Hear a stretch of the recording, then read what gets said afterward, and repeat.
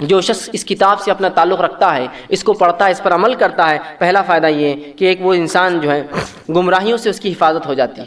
آج ہم قرآن کو چھوڑ کر یہ امید کرتے ہیں ہم گمراہ نہ ہوں، اور قرآن پڑھنے والوں کو کہتے ہیں کہ تم وہ چھوڑ کر فلاں کتاب پڑھو تم گمراہ نہیں ہوں گے۔ ہوتا ہی نہیں ہوتا ہے۔ اس کی گواہی سب دیں گے کہ ہم قرآن پڑھ رہے تھے، کسی نے کہا یہ مت پڑھو، اس سے تو گمراہ ہو جاتے ہیں، یہ کتاب پڑھو، اس سے فائدہ ہوتا ہے۔ لال پیلی ہری ادی نیلی کتابیں ہاتھ میں تھماتے ہیں اور اللہ کی کتاب کو دور کرنا چاہتے ہیں انسانوں کو اس سے۔ تو قرآن دیکھیے سب سے پہلے گمراہیوں سے حفاظت ہے، اس کو چھوڑنے کے بعد امید ہی مت کیجیے کوئی کتاب دنیا کی ہدایت دے سکتی ہے، یاد رکھیے۔ آئیے اس کے تعلق سے سورہ طٰہٰ سورہ نمبر 20 آیت نمبر 123 میں اللہ نے فرمایا اور کہا فَمَنِ اتَّبَعَ هُدَايَ فَلَا يَضِلُّ وَلَا يَشْقَىٰ، کہ جو کوئی میری ہدایت کی پیروی کرے گا، قرآن کی پیروی کرے گا، تو نہ تو وہ گمراہ ہوں گا اور نہ ہی اللہ فرماتا ہے کسی تکلیف میں جو ہے مبتلا ہوں گا۔ جو قرآن کی پیروی کریں گا، دیکھیں لفظ کیا، ہدایا، میری ہدایت پر عمل کریں گا جو قرآن ہے، فلا یضل، وہ کبھی ضلالت گمراہی کے راستے پہ نہیں جائیں گا، ولا یشقا، اور کسی قسم کی دنیا اور آخرت کی تکلیف اس شخص کو نہیں ہوں گی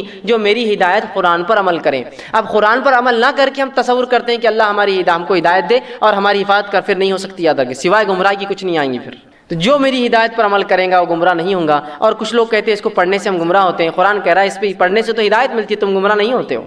در حقیقت تو وہ لوگ خود گمراہ ہوتے ہیں جو دوسروں کو کہتے ہیں کہ اس کتاب کے پڑھنے سے لوگ گمراہ ہوتے ہیں۔ ٹھیک، اسی طرح طبرانی کی روایت ہے، آپ صلی اللہ علیہ وسلم فرماتے ہیں کہ قرآن کا ایک سرا اللہ کے ہاتھ میں اور دوسرا سرا اس کے پڑھنے، اس کے قاری، اس کی تلاوت، اس پہ عمل کرنے والے کے ہاتھ میں۔ اب اندازہ لگائیے کہ جب قرآن ایک رسی ہے اور جس کا ایک سرا اللہ کے ہاتھ میں اور ایک سرا بندے کے ہاتھ میں، کیا وہ شخص سے کبھی امید ہے وہ گمراہ ہو سکتا ہے؟ یا وہ شخص اس شخص کو کوئی کبھی زندگی میں گمراہ کر پائیں گا جو اللہ کی رسی کو تھامے ہو اپنے ہاتھ میں؟ اسی طرح دوسرا فائدہ دنیا کی زندگی میں قرآن سے کیا ہوگا؟ آئیے کہ زندگی جو ہے ہماری جو گزرتی ہے یہ فتنوں سے اس میں حفاظت ہو جائیں گی۔ قرآن جو تلاوت کرتا ہے، پڑھتا عمل کرتا ہے، اس کی زندگی کو اللہ رب العزت فتنوں سے بچا لیتا ہے۔ صحیح مسلم کی روایت ہے، آپ صلی اللہ علیہ وسلم فرماتے ہیں سورہ کہف کی ابتدائی 10 آیتیں یاد کرو، اس لیے کہ یہ دجال کے فتنے سے تمہیں محفوظ رکھیں گی۔ سورہ کہف کی ابتدائی 10 آیتوں کو یاد کرو، یہ دجال کے فتنے سے تمہیں محفوظ رکھیں گی۔ اسی طرح صحیح مسلم کی دوسری روایت میں آپ نے فرمایا آدم علیہ السلام سے لے کر قیامت تک کے لیے کوئی فتنہ اتنا بڑا نہ ہوا جتنا بڑا فتنہ دجال کا فتنہ ہے۔ گویا دجال دنیا بننے سے لے کر قیامت تک کے سب سے بڑا فتنہ ہے، یاد رکھیے۔ تو جب سورہ کہف کی ابتدائی 10 آیتیں دنیا کے سب سے بڑے فتنے سے حفاظت کر سکتی ہیں، تو باقی چھوٹے موٹے فتنوں کا تو معاملہ آپ سمجھ ہی گئے ہوں گے کیا ہوگا پھر۔ صحیح مسلم کی روایت آپ نے فرمایا جب سے دنیا بنی قیامت تک سب سے بڑا فتنہ جو انسانوں پر آئے گا وہ دجال کا ہے۔ جب دجال کے فتنے سے صرف سورہ کہف کی 10 آیتیں کافی ہے اس کے فتنے سے بچنے کے لیے، تو دیگر فتنے اور فساد سے بچنے کے لیے تو میں سمجھتا ہوں پورا قرآن ہے، چھوٹے موٹے ہو تو اس کے مقابلے میں۔ تو قرآن جو شخص پڑھتا ہے دنیا میں جو ہے فتنے اور فساد سے بچتا ہے۔ تیسرا فائدہ دنیاوی، آئیے آفات سماوی، بلاؤں، مصیبتوں، زلازل، زلزلوں سے اور باڑھ سے، ایسی قسم کی اور قحط سالی سے انسان کی حفاظت ہوتی ہے۔ آئیے ایک مرتبہ یوں ہوا، نبی اکرم صلی اللہ علیہ وسلم کے تعلق سے آتا ہے، سنن ابو داؤد کی روایت ہے، ایک صحابی کہتے ہیں حضرت عقبہ رضی اللہ عنہ کہ ہم نبی اکرم صلی اللہ علیہ وسلم کے سفر میں تھے، اچانک بادل آ گئے، اندھیرا چھا گیا، تیز آندھیاں چلنے لگی اور بالکل طوفان جیسا ماحول ہو گیا۔ آپ صلی اللہ علیہ وسلم کو ہم نے دیکھا، آپ صلی اللہ علیہ وسلم نے جو ہے اللہ میں پناہ مانگنا شروع کر دی، اللہ سے حفاظت طلب کرنا شروع کر دی، مانگا، اور اس کے بعد آپ صلی اللہ علیہ وسلم معوذتین سورہ فلق اور سورہ ناس پڑھنے لگے اور فرمایا معوذتین کے ذریعے اللہ سے پناہ مانگو، کسی پناہ مانگنے والے کے لیے ان 2 صورتوں سے زیادہ جو ہے بہتر کوئی نہیں، یاد رکھیے۔ فوراً اللہ میں پناہ مانگی اللہ کے رسول نے، اور پناہ مانگنے کے لیے تو پتہ چلا آفتوں، زلزلوں، مصیبتوں کے اندر ایسے وقت میں ہمیں چاہیے کہ ہم سورہ فلق اور سورہ ناس کی تلاوت کریں، یہ ہمیں ان تمام سے محفوظ کرتا ہے۔ گویا دنیاوی آفتیں جو آسمان کے ذریعے آ سکتی، زمین سے آ سکتی، ہواؤں کے ذریعے آ سکتی ہے، قرآن اس سے بھی حفاظت کرتا ہے۔ آئیے اور فائدہ کیا ہے اس کا؟ چوتھا فائدہ، جو شخص قرآن پڑھتا ہے، اس پہ عمل کرتا ہے، اس کے مطابق زندگی گزارتا ہے، اللہ تعالیٰ اس کے رزق میں فراوانی دیتا ہے۔ کون نہیں چاہتا رزق میں فراوانی اور برکت ہو؟ ہمارے، میرے اور آپ کے رزق بڑھے، جو کماتا ہوں اس میں برکت آئے۔ تو جو قرآن پر عمل کرتا ہے، اس کے مطابق زندگی گزارتا ہے، رزق میں فراوانی ہوتی ہے۔ اللہ رب العزت فرماتا ہے سورہ مائدہ سورہ نمبر 5 آیت نمبر 66 میں، اور کہتا ہے وَلَوْ أَنَّهُمْ أَقَامُوا التَّوْرَاةَ وَالْإِنْجِيلَ وَمَا أُنزِلَ عَلَيْهِم مِّن رَّبِّهِمْ لَآكُلُوا مِن فَوْقِهِمْ وَمِن تَحْتِ أَرْجُلِهِمْ۔ اللہ فرماتا ہے، اور یہ آیت اہل کتاب یہودیوں کے لیے آئی تھی، اللہ نے یہودیوں کو خطاب کر کہا اگر یہ یہودی توریت پر قائم رہتے، توریت کے مطابق عمل کرتے اور انجیل پر عمل کرتے، اور اے نبی جو آپ پر اترا اس پر عمل کرتے، تو آپ دیکھتے ہم ان کو کھلاتے ان کے اوپر سے اور ان کے نیچے سے۔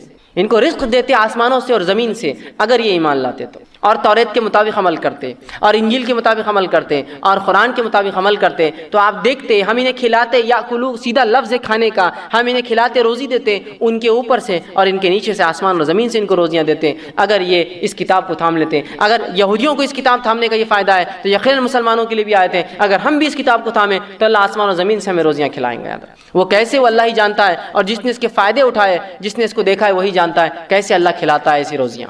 اسی طرح جو ہے کوئی شخص اگر قرآن کے اوپر عمل کرے تو اس کی فضیلت جو پانچویں دنیا کا فائدہ وہ یہ ہے، سیاسی عروج اور غلبہ انسان کو ملتا ہے۔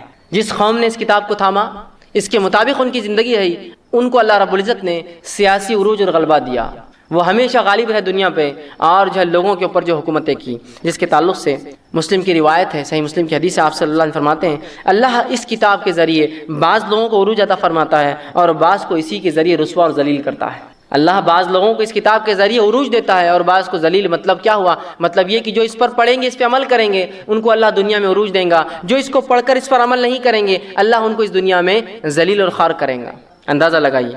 اسی طرح دنیا کا چھٹا فائدہ یاد رکھیے، اس سے کیا ہوگا کہ رات کے شر اور فتن اور خطرات سے انسان کی حفاظت ہوتی ہے قرآن پڑھنے والے کی۔ رات کے جو شر ہوتے ہیں، فتنے فساد ہوتے ہیں، رات جو ہے ظاہر سی بات ہے جن شیاطین عام ہو جاتے ہیں، اس سے بھی حفاظت ہوتی ہے۔ صحیح بخاری کی حدیث ہے، آپ صلی اللہ علیہ وسلم فرماتے ہیں جو رات سوتے وقت آیت الکرسی پڑھ کر سوئے، صبح تک ایک فرشتہ اس کی حفاظت کرتا ہے۔ دیکھیں کیسی فضیلت ہے اس کلام کی کہ اگر رات پڑھ کر سوتا ہے آیت الکرسی تو صبح تک فرشتہ حفاظت کرتا ہے، یاد رکھیے، ٹھیک ہے۔ تو یہ بھی اسی طرح آپ نے فرمایا جو شخص رات سورہ بقرہ کی آخری دو آیتیں پڑھ کر سوئے، یہ آیتیں اس کے لیے کافی حفاظت کے اعتبار سے، اور اگر مر بھی جائے تو یہ اس کے آخرت کے اعتبار سے کافی ہو جائیں گے، اس کی مغفرت کے اعتبار سے کافی ہو جائیں گے۔ اندازہ لگائیے جس کلام کی دو آیتیں یہ تاثیر رکھتی ہو، پورا کلام پڑھنے والا اور عمل کرنے والے کی زندگی کیسی ہوں گی۔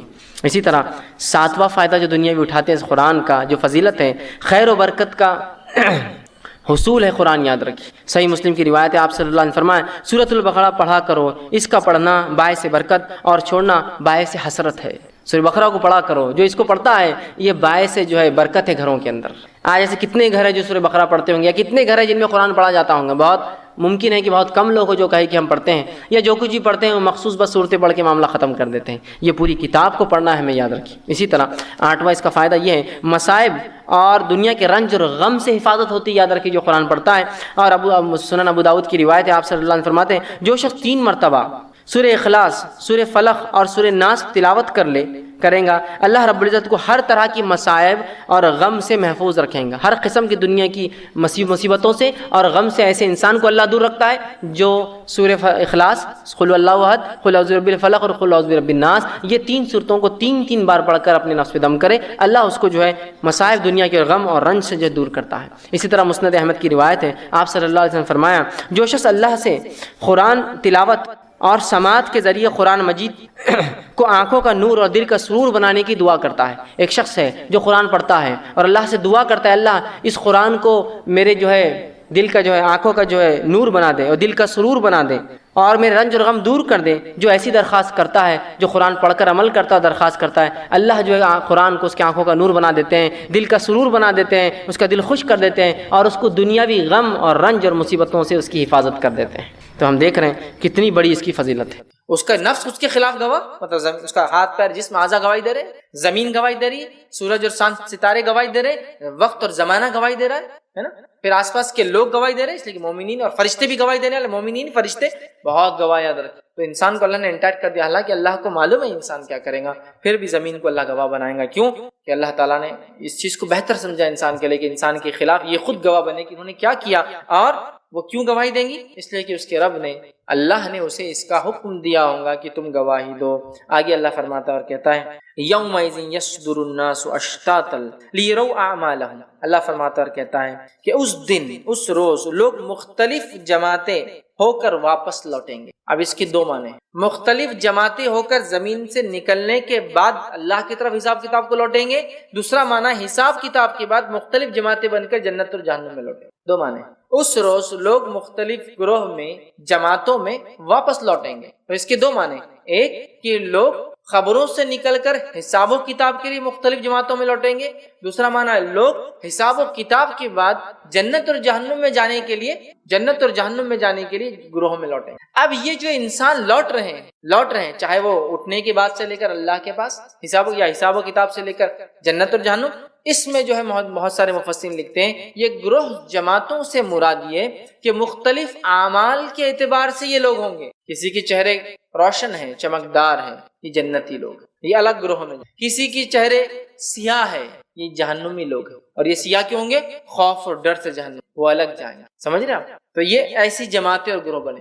یہ بھی اس میں مراد ہے کہ وہ لوگ جن کے نام اعمال سیدھے ہاتھ میں دیے گئے وہ الگ گروپ میں، وہ لوگ جن کے نام اعمال الٹے ہاتھ میں پیچھے سے دیے گئے وہ لوگ الگ سے، ہے نا. سیدھے ہاتھ میں جس کے نام اعمال ملیں گے یہ جنتی لوگ ہیں، اور الٹے ہاتھ میں جب فرشتے نام اعمال دیں گے تو یہ جہنمی لوگ اپنے ہاتھوں کو پیچھے کریں گے، تو اس لیے فرشتے پیچھے سے لے کے ان کے ہاتھ میں رکھ دیں. اسی لیے آتا ہے کہ الٹے ہاتھ میں پیچھے سے دیا جانا، دونوں باتیں. الٹے ہاتھ میں دیں گے تو قبول نہیں کریں گے وہ لوگ، تو معلوم ہے انجام کیا ہوگا. ہاتھ پیچھے کریں گے تو فرشتے پیچھے سے رکھ دیں گے، تو الٹے ہاتھ میں پیچھے سے دیے جائیں گے. یہ گروپ بن گیا. مفسر لکھتے ہیں اس کا معنی یہ بھی ہے کہ متقین ایک ساتھ گروہ میں ہوں گے، ہے نا. وہ لوگ جو اللہ کے راہ میں خرچ کرنے والے ایک ساتھ، چور جو چوری کر کے آئے وہ گروپ ایک ساتھ، زانیوں کا گروپ ایک ساتھ، متکبرین ایک ساتھ. مطلب مختلف لوگ مختلف اعمال کے اعتبار سے اچھے یا برے جتھے بن کے، گروپس بن کے، جماعتوں کی شکل میں جنت اور جہنم کی طرف جائیں گے. تو دو باتیں ہیں، ایک تو انسان اٹھنے کے بعد کیٹیگرائز ہو جائیں گا اور اللہ کے پاس پہنچیں گا، اور ایک معنی ہے کہ حساب و کتاب کے کیٹیگریز ہو کر پھر الگ الگ جائیں گے. تو اس سے پتہ چلا کمپنی بہت اچھی ہونا چاہیے، صحبت بہت اچھی ہونا چاہیے. اس لیے کہ روایتوں میں یہ بھی آتا ہے دنیا میں جس صحبت میں ہم رہا کرتے تھے جنت میں اگر داخل ہوں گے تو اسی صحبت میں ہم رہیں گے. اور خاص بات یہ رشتہ داروں کے تعلق سے حدیث میں آتا ہے کہ انسان جن رشتہ داروں کے ساتھ دنیا میں رہتا تھا ان سے محبت کرتا تھا جنت میں بھی انہی کے ساتھ تھا. اور اگر کوئی رشتہ دار نیچے رہ گیا، مطلب ایک رشتہ دار ہے، سمجھ لیجئے دو بھائی تھے ساتھ رہتے تھے، ماں باپ اور بیٹے ساتھ رہتے تھے. اب ہوا یہ کہ والدین کا مقام اونچا ہو گیا ان کے اعمال کے اعتبار سے، بچے نے اعمال کم کیا لیکن جنتی تو وہ بھی ہے. تو اللہ تعالیٰ چونکہ ان کو ساتھ رکھیں گا نیچے والے کا درجہ بڑھا کے اوپر والے کے پاس لا لیں گے. تو گویا متقین کی جو صحبت ہے اس کا فائدہ یہ ہوا کہ دنیا میں سمجھ دوستی کرتا تھا، دوستوں کے ساتھ رہتا تھا. جو دوست اچھے متقی پرہیزگار تھے وہ چاہیں گے جنت میں بھی ساتھ رہیں. اب ان کا مقام اونچا، اگر کچھ دوستوں کا جو متقی پرہیزگار تھے تو یہ کم درجے والے کا درجہ بھی اونچا کر کے ان کے برابر لے جایا جائے گا. یہ فائدہ ہوگا نیک لوگوں کی صحبت کا دنیا میں، آخرت میں یہ فائدہ ہے نا.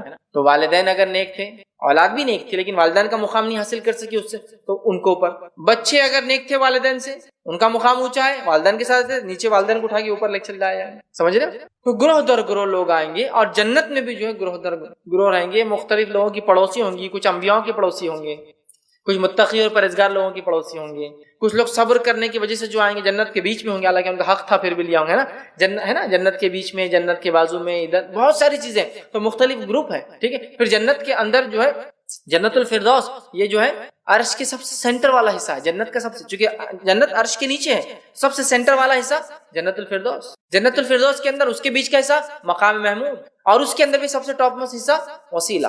پھر نبی اکرم صلی اللہ علیہ وسلم نے حدیث میں فرمایا جو اذان کی بعد میرے لیے وسیلہ مانگے، میرے سے وسیلہ نہیں ہے، میرے لیے وسیلہ، جنت الفردوس، مقام محمود، وسیلہ.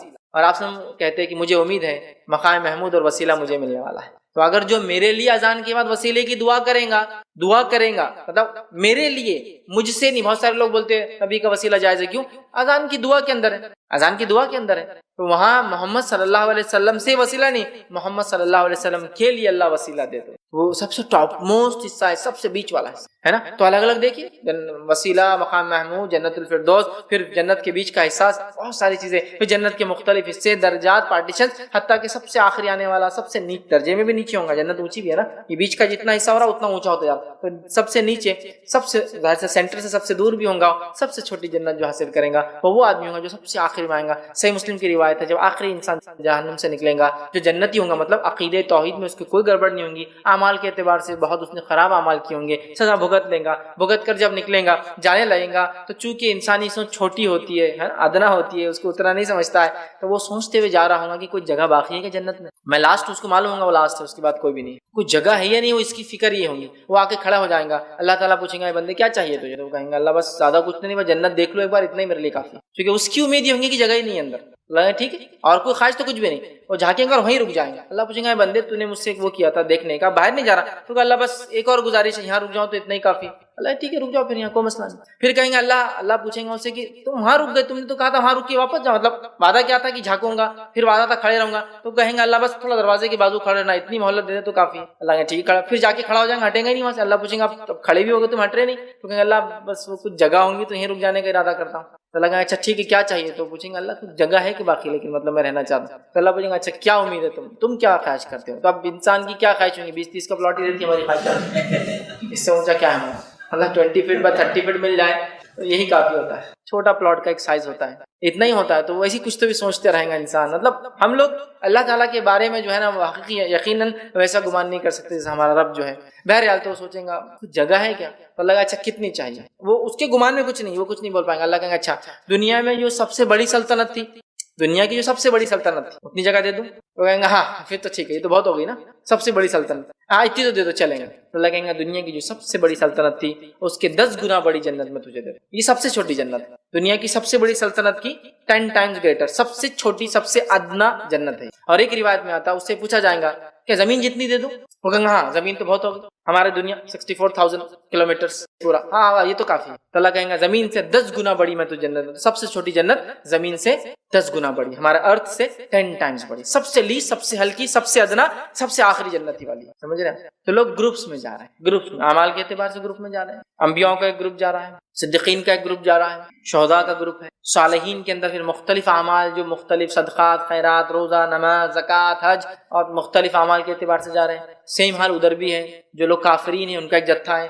کافروں میں پرلے درجے کے کافر جو منافق ہے وہ الگ گروپ میں جا رہے ہیں, سب سے نچلے گر رہے ہیں جہنم کے اندر. اس کے بعد وہ گروپ آ رہا ہے جو کافروں کا ہے, اس کے بعد وہ کافر آ رہے ہیں جنہوں نے انبیاء کو جھٹلایا, وہ کافروں کا گروپ آ رہا ہے جنہوں نے انبیاء کے بعد لوگوں کو جھٹلایا ہے نا, مختلف کافروں نے جو مختلف تکلیفیں مومنوں کو پہنچایا ان کے گروپ آ رہے ہیں. زانیوں کا الگ جتھا جا رہا ہے, چوروں کا الگ جتھا جا رہا ہے, مطلب ہر گروپ الگ الگ اعتبار سے الگ الگ فارمز میں جا رہے ہیں. تو اللہ فرما رہا ہے کہ اس دن لوگ جو ہے گروپس میں, جماعتوں کی شکل میں جائیں گے اپنے اعمال کی بات. تو اس کے علماء لکھتے ہیں 2 مقامات ہو سکتے ہیں, یا تو اٹھنے کے بعد اللہ کے پاس حاضر گروپس میں ہوں گے, یا پھر اللہ کے پاس حاضر ہونے کے بعد حساب اور کتاب کر کے جنت یا جہنم میں گروپ میں. بہرحال دونوں باتیں ایک ساتھ ہو سکتی ہے. تو یہاں اللہ نے فرمایا اور اس روز لوگ مختلف جماعتیں ہو کر واپس لوٹیں گے, خبر سے اللہ تک واپس لوٹیں گے, یا پھر اللہ سے جنت یا جہنم تک, ہم نہیں جانتے. بہرحال دونوں معنی بھی ہو سکتے ہیں, لوٹیں گے تاکہ انہیں ان کے اعمال دکھا دیے, اعمال دکھا دیے, رجسٹرز کھول دیے جائیں گے. اور یاد رکھیے اعمال دکھا دیے جائیں گے, لیکن ہم کبھی بھی اس گمان اور خوش فہمی نہ رہے جس طرح سے بہت سارے لوگوں کا معاملہ ہوتا ہے کہ اعمال بالکل کرتے نہیں اور یہ کہتے ہیں اللہ رحمان الرحیم ہے, جبکہ اللہ فرما رہا ہے کہ اعمال دکھا دیے جائیں گے. اعمال کا اپنا ایک وزن ہے, اعمال بہت اہم چیز ہے, یاد رکھیں بہت اہم چیز ہے یاد رکھیں. اور اعمال میں خاص طور سے وہ اعمال جو پلڑے کو بھاری ہوتے ہیں, پلڑے کو جھکا دیتے ہیں. سیدھے ہاتھ کا جو میزان جب قائم ہوگا, ترازو جب لگیں گا, اس کا رائٹ کو جو جھکا دیں گے, وہ اعمال جو حدیث میں آتے ہیں ان کو کرنے کی ہم نے زیادہ کوشش کرنا چاہیے. جیسے کہ سب سے افضل جو عمل, سب سے بھاری عمل جو ایک میزان میں ہو سکتا ہے وہ لا الہ الا اللہ ہے. لا الہ الا اللہ اس لیے حدیث کے اندر آتا ہے اگر ساری کائنات ایک پلڑے میں رکھ دی جائے اور لا الہ الا اللہ ایک پلڑے میں رکھ دیا تو لا الہ الا اللہ کا پلڑا جھکا, اتنا وزنی کلمہ ہے. مطلب اس کو پڑھے اور اس کے تقاضوں کو پورا کرے, اس پہ زندگی گزارے, اس میں مر جائے تو وہ ہے.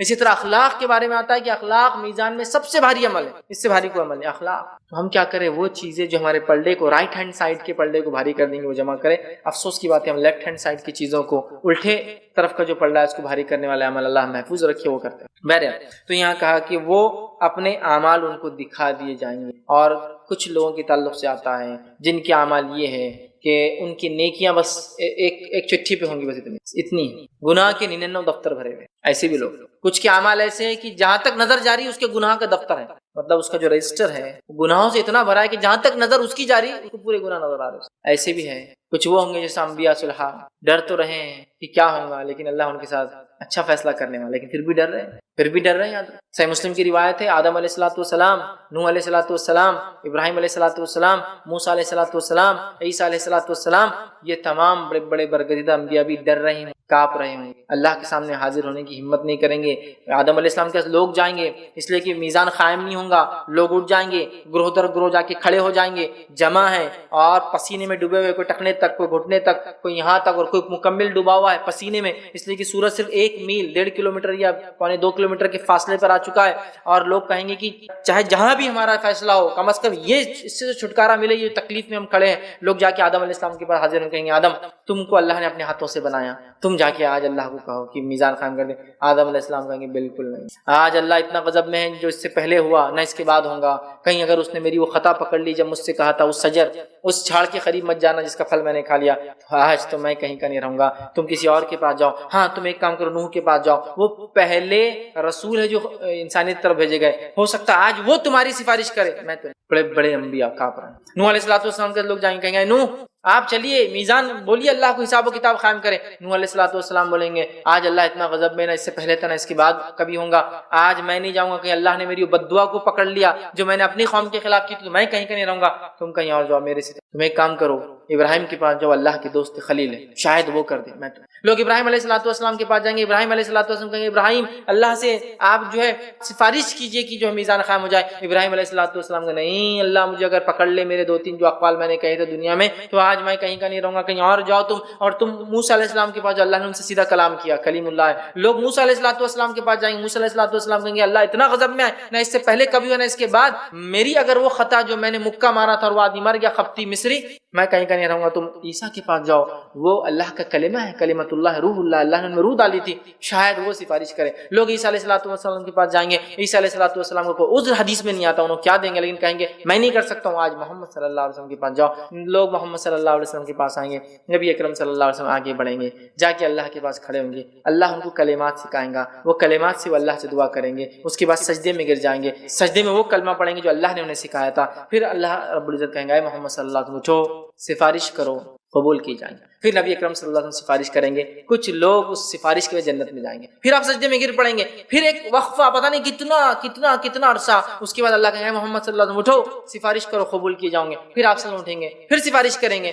پھر کچھ لوگ جائیں گے, پھر آپ صلی اللہ علیہ وسلم سجدے میں گر جائیں گے, حدیث میں آتا. تو یہ ایسی سفارش نہیں کہ ایک بار کی اور سب چلے گئے. نبی اکرم صلی اللہ علیہ وسلم بار بار وہ کلمات پڑھیں گے جو کلمات ان کا رب ان کو اس دن سکھائیں گا, پھر اس سے سفارش کریں گے, ایک جتھا اور گروپ نکل کے جائیں گا. سوال یہ جو اس چکر میں بیٹھے ہیں کہ اعمال بغیر کرے کہ بھی نبی کا دامن, اس کا دامن, ولی کا دامن پکڑ کے چلے جائیں گے, سوال یہ کیا نبی ولی ان لوگوں کی سفارش کریں گے جو لوگ دین پر نہیں چل کے آئے, یا ان کی کریں گے جو چل کے آئے؟ بتائیے.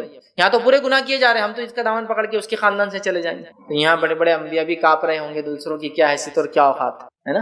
بہرحال یہ وقت ہے. تو لوگ گروہ در گروہ جائیں گے, اپنے اعمال کو وہ دیکھیں گے, ان کے اعمال جو ہے تو لے جائیں گے. اللہ تعالیٰ آگے فرماتا ہے تم ساتھ ہیں فَمَن يَعْمَلْ مِثْقَالَ ذَرَّةٍ خَيْرٍ يَرَهُ, اور جس کسی نے ذرہ برابر بھی خیر کیا ہوگا وہ عمل نامے میں دیکھ لے. اور روایت میں کہ جس کسی نے مسجد میں سے ایک تنکا اٹھا کر پھینکا ہوگا وہ بھی نامہ میں لکھا ہوا ہوگا. مسجد سے تنکا اٹھا کر, مسجد میں ہوتی نا کچرا وغیرہ گرا ہوا ہے, پھینک دینا چاہیے, تنکا اٹھا کر پھینکا. اب ہمارے پاس ہوتا ہے, آپ کیسا پھینکنا, آپ اٹھا کے جیب میں رکھ لیجیے, مسجد سے نکل کر پھینک دیجیے. مسجد میں گندگی کرنا تو دور کی بات ہے, گرا ہوا تنکا اٹھانا چاہیے. مسجد کی در اور دیوار پہ تھوکنا نہیں چاہیے, ممانعت ہے اس کی یاد رکھیے بہت سخت. ہمارے پاس ہم دیکھتے طہارت خانوں میں جا کے لوگ دیواروں پہ تھوکتے ہیں, راستے میں چلتے تھے مسجد کی دیواروں پہ تھوک دیتے ہیں, منع ہے, ممانعت. تو تنکا بھی اٹھایا ہوگا, تنکا بھی صفائی وہ بھی لکھا ہوا ہے, ذرہ بھی لکھا ہوا ہے. مطلب اس نے اگر ذرہ برابر بھی خیر کیا ہوگا وہ دیکھ لیں گا. اور ذرے کے معنی میں آتا ہے جو مفسرین لکھتے ہیں, جو بہت زیادہ قوی جو معنی لیا تھا وہ یہ چونٹی سے چھوٹی کوئی چیز. حالانکہ اس کے علاوہ بھی معنی لکھے ہیں لوگوں نے, عربی دان ہے, جیسا کہ آپ زمین پہ ہاتھ مار کے جب اٹھاتے ہیں تو جو ایک سب سے چھوٹا پارٹیکل لگتا ہے اس کو بھی ذرہ کہا جاتا ہے. کچھ نے کہا وہ جو روشنی جو کسی سوراخ میں سے آتی دھوپ کے اندر اور اس میں کچھ چیزیں اڑتی وہ بھی ذرہ ہے. لیکن سب سے قوی جو معنی جو لیا ہے مفسرین نے وہ کون سا ہے, چونٹی سے چھوٹی چیز. تو ذرہ برابر بھی خیر کیا ہوگا, ذرہ برابر بھی بھلائی کیا ہوگا, وہ اس کو دیکھ لے. اور اس کے شان نزول کے اندر جو بات آتی ہے, میں نے کہا 2 لوگوں کے تعلق سے آتا ہے کہ ان کی وجہ سے یہ صورت نازل ہوئی. جس میں سے پہلا وہ شخص تھا جو چھوٹی نیکی کو سمجھتا تھا کیا فائدہ اس کو کر کے, ایزی لیتا تھا, چھوڑ دیتا تھا. اور دوسرا وہ ایک شخص تھا جو چھوٹے گناہ کو معمولی سمجھتا تھا, مطلب ایسا جھوٹ بول جائے, کبھی چوری کے لیے معمولی سمجھتا تھا. ان کے لیے یہ صورت اتری کہ جو کوئی جو ہے ذرہ برابر بھی خیر کرے گا وہ اس کو دیکھ لے. اور جب انسان خیر کرتا ہے, نیکی کرتا ہے, تو ثواب 1 سے لے کر 10 اور 10 سے لے کر 700 اور 700 سے لے کر ملٹیپل آف 700 ٹائمز اللہ اجر دیتا ہے. یہ خاص بات ہے اللہ تعالیٰ کی کہ اس نے نیکی کو بڑھا دیتا ہے, زائد دیتا ہے. یاد رکھیں تو ذرہ برابر بھی اگر نیکی, آج کتنی ایسی نیکیاں ہیں, کتنے ایسے خیر کے کام ہیں جس کو ہم نہیں کرتے. کوئی اور کر لیں گے نا, میں تو بہت بڑی نیکیاں کرتا ہوں نا, توحید پر ہوں, اتباع سنت کرتا ہوں, ہے نا, तो रास्ते में कोई आदमी गिरा तो उठाना क्या जरूरी है, कोई दूसरा कर ले ये नेकी। नहीं, पता नहीं वो छोटी नेकी मगफिरत के लिए काम आ जाए। जिस नेकी को हम मामूली समझ के छोड़ रहे हैं, हो सकता है वही मगफिरत का सामान बन जाए, या अल्लाह के पास वही गिरफ्त बन जाए कभी। समझ रहा? तो कोई भी चीज को छोटा ना करें, कोई भी चीज जर्रा बराबर। इसलिए कि अगर हम देखें थोड़ी थोड़ी चीज जमा होकर ही जो है कोई बड़ी चीज बनती है। तो जर्रा बराबर भी किसी खैर को किया होगा देख लेगा उस नामे अमाल में लिखा हुआ। और फिर फरमाया अल्लाह ने वमन यअमल मिस्काल ज़र्रतिन शर्रन यरा, और जर्रा बराबर भी शर किया होगा, बुराई किया होगा तो वो भी देख ले। जर्रा बराबर भी बुराई किया होगा तो वो भी लिखा हुआ देखेंगे। लेकिन हमारे रब का फضل है, जूद और करम है कि वो एक गुनाह का एक ही गुनाह देगा बदले, एक गुनाह का एक ही गुनाह देगा। और एक नेकी का 1 से लेकर 10 और 10 से लेकर 700 तक अजर, और 700 से ज्यादा उसकी नियत इंटेंशन के एतबार से मल्टीपल टाइम ऑफ 700 मिलेगा इंशाअल्लाह। लेकिन गुनाह का एक ही मिले, ये अल्लाह का फضل है। और उस पर एक फضل ये भी है, हमारी नेकियां गुनाहों को खत्म कर देती है। अल्लाह ने फरमाया इन्नल हसनात युज़हिबन सय्यात, नेकियां गुनाहों को खत्म कर देती है, मिटा देती है, हटा। समझ रहे आप? जैसे कि इंसान ने छोटे मोटे गुनाह किए और उसके बाद उसने नमाज कायम कर ली और उसने रोजा रखा, अच्छे से वजू करता है, तो ये अमाल क्या करते हैं, उसको माफ करते चले जाते। ये सारे गुनाह इंशाल्लाह इसमें माफ हो जाते हैं। ठीक है? नेकियां एक तो गुनाह को मिटाती है और खुद अपने आप में 1 to 10 और 10 to 700 या उससे ज्यादा अपने आप में जो है फायदा रखती है। तो लिहाजा ये अल्लाह का फضل है। तो एक इंसान ने जर्रा बराबर नेकी होंगी देख लेगा और जर्रा बराबर शर किया होगा देख लेगा। इसीलिए बहुत सारे सलफ का ये ख्याल था कि किसी गुनाह को कभी छोटा समझ के मत करो और किसी नेकी को कभी छोटा समझ के मत छोड़ो। इसलिए कि जब तुम गुनाह करोगे, इसकी मिसाल ऐसी है कि किसी ने लकड़ी जमा की और लकड़ियां जमा होती रही, लकड़ियां जमा होती रही, लकड़ियां जमा होती रही और किसी ने उसमें आग लगा दी। तो ये छोटे गुनाह ऐसे होते, जमा होते हैं, जमा होते और जहन्नुम में लेके जाते। एक आदमी ने एक लकड़ी डाल दी, फिर दूसरी डाल दी, तीसरी, चौथी, पांचवी, जमा होकर ढेर और किसी ने आग लगा दी, उसको जल जाएगा। लेकिन शुरुआत में तो 1 तो है, 2 तो है, 3 तो है, 4 तो ऐसी होता है। तो गुनाह का ऐसी मामला, आदमी शुरू करता है थोड़ा तो है, बिल्कुल खत्म हो जाता है। देखिए, और नेकी भी ऐसी थोड़ी तो है, पूरी कर लेता। इसे कई मिसालें मैं दे सकता। जैसे मिसाल के तौर पर एक आदमी था कि कुरान और सुन्नत के मुताबिक दाढ़ी रखा हुआ था, फिर किसी मौके पे उसको लगा नहीं अब शादी वादी थोड़ी कम कर देता हूँ। होता है बहुत से नौजवान शादी में छोटी कर लेते हैं। फिर आप देखिए उसका फिर शैतान आता है, फिर छोटी और छोटी एक जमाना आता है एकदम बिल्कुल मतलब बस लाइफ लाइन चालू है, मतलब जिंदा है, मतलब अभी खत्म होने के बिल्कुल दर पे। और एक जमाना आता है बिल्कुल क्लीन शेव देंगे। वहीं एक आदमी थोड़ी सी रख ले, चलो अभी रख ले, देखेंगे बकरीद थी 10 दिन नहीं काटा तो रख लेता हूँ। फिर थोड़ी बड़ी कुछ साल बाद मिलते तो बोलते तो अल्लामा बन गया, मतलब बड़ी दाढ़ी हो गई उसकी। थोड़ी स्टार्ट ही ऐसी छोटी सी होती है और फिर वो चलता रहता है। तो नेकियों का भी ऐसा है, जब हम बोलिए तो छोटी है, छोटी नेकी क्या इसमें जरूरी है, अपन तो बड़े नेकियां करते हैं। तो आप क्या करेंगे फिर, हकीर चूंकि नेकी को जान रहे, जब 1 छोड़ेंगे, 2 छोड़ेंगे, 3 छोड़ेंगे, एक जमाना आएगा आप नेकी को छोड़ चुके होंगे। और जब किसी गुनाह का छोटा तो है क्या हुआ कर लेता, अरे छोटा तो है क्या कर, छोटे गुनाह जमा होते होते एक बड़े गुनाह की तरफ आपको आमादा करने। समझ, मैं जिना तो नहीं करता हूँ ना, सिर्फ औरतों को देख लिया तो क्या मसला है। आप शुरुआत कर दी शैतान ने, चूंकि उसने आपको एक गुनाह को छोटा दिखाया, अब आप वो छोटा करेंगे तो बड़े तक पहुंचने का रास्ता उसने खुद ब खुद खोल दिया आपके मेरे लिए। समझ रहे हैं? तो किसी गुनाह को हम छोटा समझ के कभी नहीं करना चाहिए, चूंकि जर्रा बराबर भी उसने शर किया होगा। तो देख ले, एक शख्स आया अब्दुल्लाह इब्न अब्बास रजी अल्लाह अन्हुमा के पास और उसने आकर कहा कि मुझे इस्लाम के बारे में और जब अब्दुल्लाह इब्न अब्बास रजी अल्लाह अन्हुमा ने उसको ये आयत पढ़ के सुनाई, फमन यअमल मिस्काल ज़र्रतिन खैरन यरा, और फिर फरमाया वमन यअमल मिस्काल ज़र्रतिन शर्रन यरा। और उसने कहा कि मैं ये बात को समझ गया। अब्दुल्लाह इब्न अब्बास रज़ी अल्लाह अन्हु ने फरमाया क्या तुम इस बात को समझ गए? तो कहा समझ गया। तो कहा अब तुम सब समझ गए, अगर तुम इसको समझ गए इस बात को और इस पर टिके रहे सारी जिंदगी तो तुम सब समझ गए।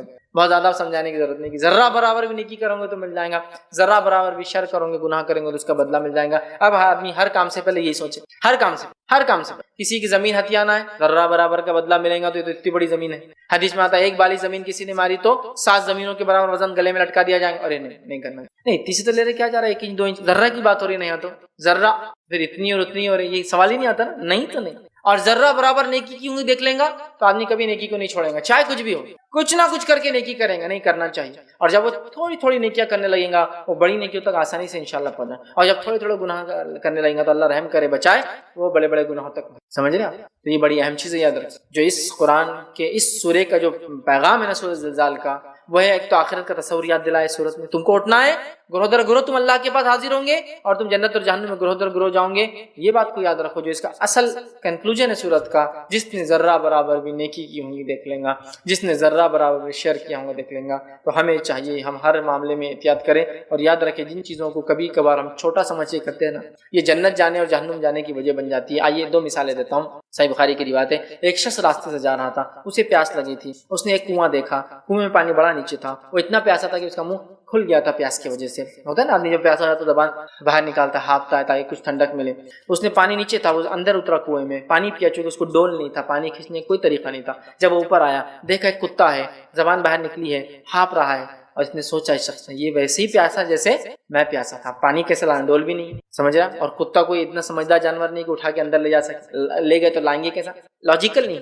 وہ اندر اترا کنویں میں, اترنے کے بعد اس نے اپنے جوتے کو اتارا, جوتے میں پانی لیا, جوتے کو منہ میں پکڑا, اوپر لا کر کتے کو پانی دیا. کتا نجس عین ہے, اس کا بیچنا, اس کی جلد, مطلب اس کی چمڑی, وہ سب حرام ہے, اس کی تجارت کچھ نہیں کر سکتا. لیکن اس کے بعد بھی وہ اللہ کی مخلوق ہے نا, پیاسا تھا, پانی پلایا, اللہ نے اس کے عمل کی وجہ اس کی مغفرت کر دی گناہ. دوسری روایت میں آتا ہے کہ ایک فاحشہ عورت تھی, لیکن ایک بات یاد رکھیں, ان تمام روایتوں میں یہ لوگ توحید پڑھتے ہیں, توحید کے بعد تمام ان سے گناہ ہو رہا ہے. فاحشہ عورت تھی, توحید پرست تھی, لیکن کیونکہ توحید کے بغیر مغفرت ہوتی نہیں کسی کی, یہ بات بالکل آپ لکھ لیے, مطلب یہ کبھی بھی ایسا کچھ آتا نہیں مغفرت ہوگی, تو توحید پرست ہی تھا, گناہ گار تھا, لیکن فاحشہ, منہ کالا کرتی تھی لوگوں. اس نے ایک بار ایک کتے کو پانی پلایا. کیسے پانی پلایا, یہ کتا پیاسا تھا, اور اس نے اپنی اوڑھنی نکالی, جوتے کو باندھا, کنویں میں ڈال کے پانی نکال کے پلایا. اللہ کو ادا پسند آ گئی, اس کی مغفرت کرتی, لیکن وہ توحید پرست تھی. دوسری روایت بخاری کی, ایک خاتون تھی, ایک عورت تھی, جس نے ایک بلی کو پکڑ کے اپنے گھر بند کر دیا, نہ خود کھلایا نہ اسے چھوڑا کہ وہ جا کر اللہ نے جو اس کے لیے رکھا ہے رزق کھائے.